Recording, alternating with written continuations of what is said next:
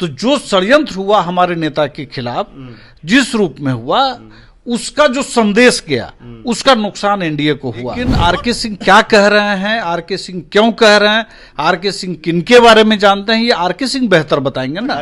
कि पूरा बिहार जानता है कि किन लोगों की साजिश की वजह से ये चीजें हुई। कि व्यक्तिगत स्तर पर एक सांसद और एक विधायक के बीच में कोई अगर गड़बड़ी है तो बेहतर होगा कि वो दोनों भी सुधार लें अपने को। एनडीए इस बार किसी स्तर पर ऐसे किसी व्यक्ति को टॉलरेट नहीं करने जा रही है जो जानबूझ करके एनडीए को नुकसान पहुंचाने की कोशिश करे। नमस्कार, मैं प्रिंस कुशवाहा, फर्स्ट बिहार झारखंड देख रहे हैं। बिहार में विधानसभा चुनाव होने हैं और ऐसे में अब पार्टी के तमाम नेता हैं जिनको दर्द मिली है लोकसभा चुनाव में, अब उनका वो दर्द बाहर आ रहा है। आपको बता दें, आरके सिंह जो कि पूर्व केंद्रीय मंत्री हैं, उन्होंने एक सभा को संबोधित करते हुए कहा कि बीजेपी के बड़े बड़े नेताओं ने ही हमको और उपेंद्र कुशवाहा को चुनाव में हरा दिया। इस पर बात करेंगे। आरएलएम के प्रवक्ता राहुल जी हैं। अब तो आपके नेता भी, आपके पार्टी के जो लोग हैं वो भी कर रहे हैं कि भाजपा ने ही षड्यंत्र किया अपने नेताओं के विरुद्ध। नहीं, हम किसी पार्टी का नाम नहीं ले रहे हैं। जो भी लोकसभा चुनाव में हुआ, चाहे हमारे नेता आदरणीय उपेंद्र कुशवाहा जी के साथ हुआ या जो परिस्थिति बनी वहाँ पे, वो चीज़ें बेहद स्पष्ट हैं। पूरे शाहबाद के लोग जानते हैं कि कहाँ किस तरह की गड़बड़ी हुई या गड़बड़ी कराई गई। ये किसी से छिपी हुई चीज़ नहीं है। मुझे लगता है कि आरके सिंह जो कह रहे हैं वो ज़्यादा बेहतर जानते होंगे या उस पर वो कहेंगे। आप लोग नहीं जानते हैं? नहीं, हम लोग ही नहीं, पूरा शाहबाद का इलाका जानता है कि एनडीए को जो नुकसान हुआ और हमारे नेता आदरणीय उपेंद्र कुशवाहा जी को जो नुकसान हुआ वो किन वजहों से हुआ, कैसे हुआ, किन्होंने षड्यंत्र रचा, ये सब लोग जानते हैं। इस पे मैं अलग से कोई बात कहूँ तो मुझे लगता है कि अब इसकी कोई जरूरत नहीं है। जो बात हो चुकी है अब उस पर आगे कोई बात कही जाए, इसका कोई बहुत मतलब नहीं है। लेकिन शाहबाद के लोग बहुत स्पष्ट हैं और उनसे कोई भी चीज छिपी हुई नहीं। और शाहबाद ही नहीं, अब तो पूरा बिहार जानता है कि कहाँ क्या कैसे हुआ। लेकिन आरके सिंह तो साफ तौर पर मंचों से कर रहे हैं कि भाजपा के बड़े नेताओं ने षड्यंत्र किया हमको उपेंद्र कुशवाहा को हराने के लिए। लेकिन आप लोग किस चीज से डर रहे हैं कि आप लोग नाम नहीं ले रहे हैं, नहीं कुछ कह रहे हैं? नहीं, नाम लेने की कोई जरूरत नहीं है। मुझे लगता है कि जो बात बिहार की जनता जानती हो उसको बार बार कहने की या अलग से कुछ कहने की मुझे जरूरत नहीं है। लेकिन आरके सिंह क्या कह रहे हैं, आरके सिंह क्यों कह रहे हैं, आरके सिंह किनके बारे में जानते हैं, ये आरके सिंह बेहतर बताएंगे ना। आरके सिंह के बातों में सच्चाई है? नहीं, मैं सच्चाई और झूठ और उसका मैं तराशने के लिए यहाँ पे वो जज करने के लिए नहीं बैठा हूँ। मैं बस इतना कह सकता हूँ कि हमारे नेता माननीय उपेंद्र कुशवाहा जी ने बहुत स्पष्ट शब्दों में कहा था कि हमारे साथ षड्यंत्र हुआ, ठीक है, और उसका नुकसान एनडीए को पूरे शाहबाद के इलाके में हुआ। और ये बातें क्यों हुई, कैसे हुई, ये शाहबाद और पूरा बिहार जानता है। मुझे इस पर अब अलग से कुछ कहने की जरूरत नहीं है। आरके सिंह ने जो कल कुछ कहा है, मुझे लगता है कि आरके सिंह ही ज्यादा बेहतर बता पाएंगे कि क्यों और किसके बारे में वो कहना चाहते हैं। उनके बयानों से सहमत है?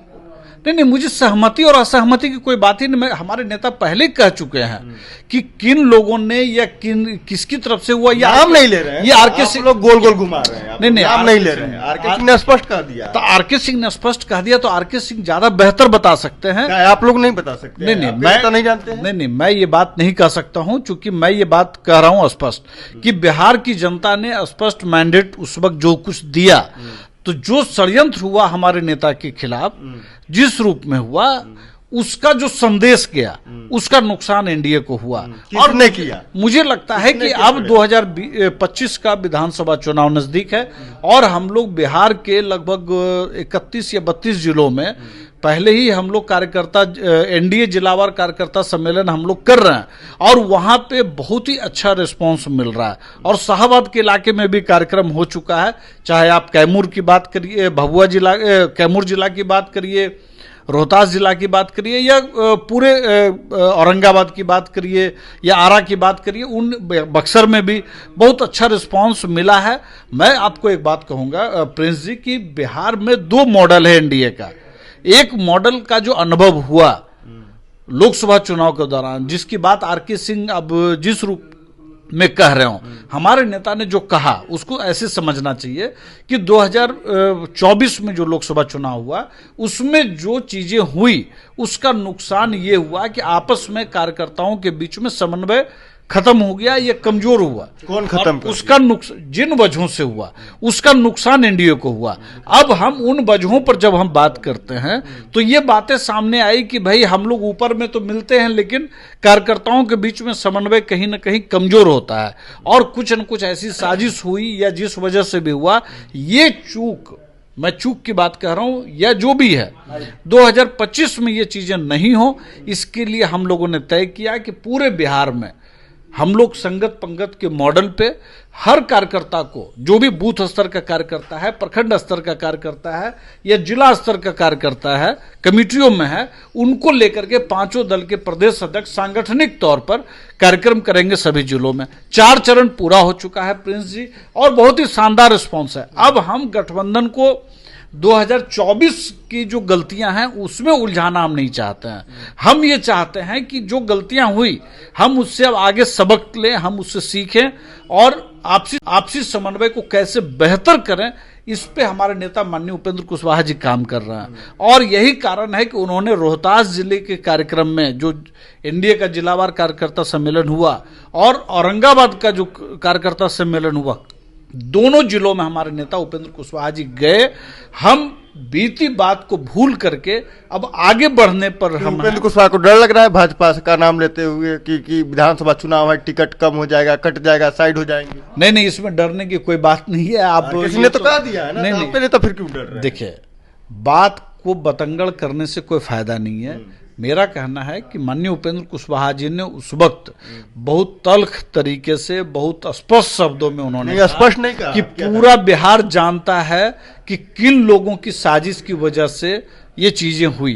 तो मुझे लगता है कि अब अलग से कुछ कहा जाए, उसको जानबूझ करके किसी पार्टी का नाम घसीटा जाए, किसी व्यक्ति का नाम घसीटा जाए, मुझे लगता है कि एनडीए के अंदर जो समन्वय का अभाव हुआ तो हमारा नुकसान तो हुआ, एनडीए को बड़ा नुकसान हुआ, माननीय प्रधानमंत्री नरेंद्र मोदी जी को नुकसान हुआ, माननीय मुख्यमंत्री नीतीश कुमार जी को भी नुकसान हुआ, लोजपा को भी नुकसान हुआ इस रूप में। ठीक है, वो उनका स्ट्राइक रेट 100% रहा, लेकिन एक नुकसान तो हुआ ना कि भाई गठबंधन के अंदर चीजें ठीक से नहीं रही।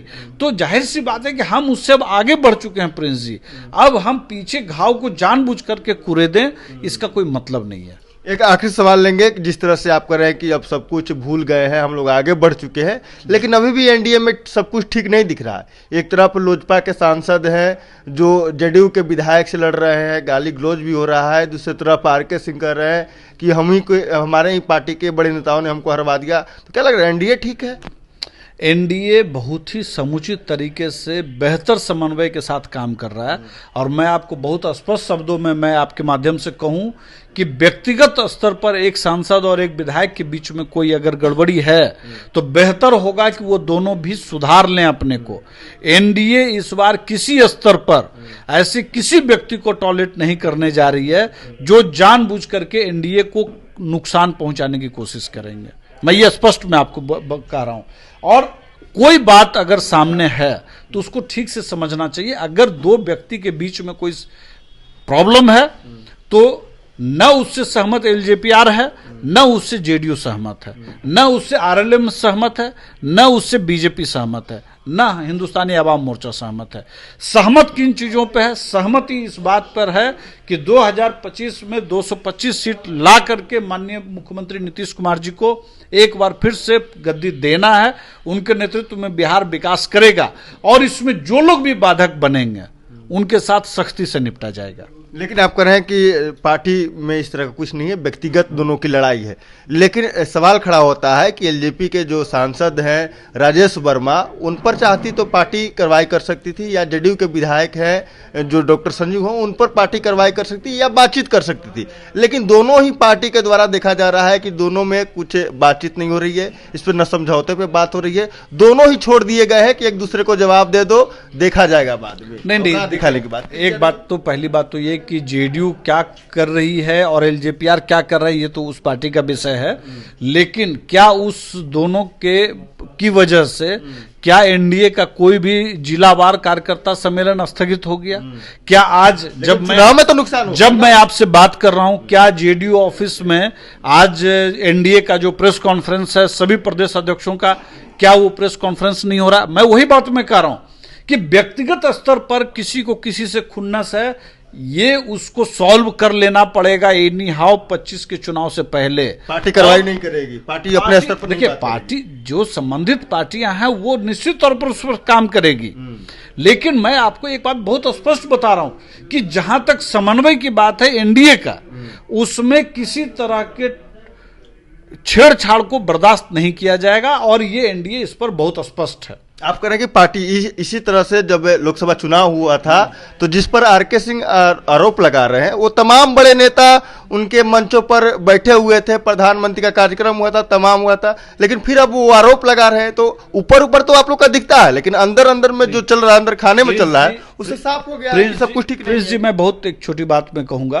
कि 20 सालों के एनडीए की राजनीति में, जब से 2005 से सरकार बनी है और उसके पहले 94 के बाद से एनडीए किसी न किसी रूप में आ गया था, 98 से मूल रूप से एनडीए आया, उसके बाद पहली बार एनडीए का कोई संयुक्त कार्यक्रम पूरे बिहार में एक साथ हर जिला में चल रहा हो, ऐसा इतिहास में पहली बार हुआ।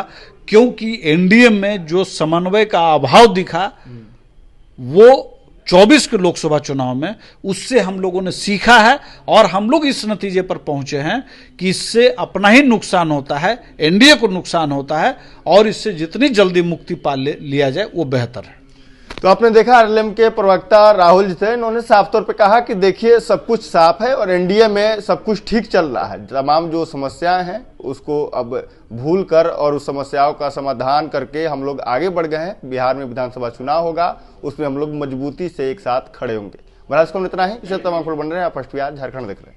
भारतीय जनता पार्टी का सदस्य बनने के लिए 8800002024 पर मिस्ड कॉल करें। निवेदक Bharatiya Janata party Bihar. Panorama group, जो सोचता है वो करता है।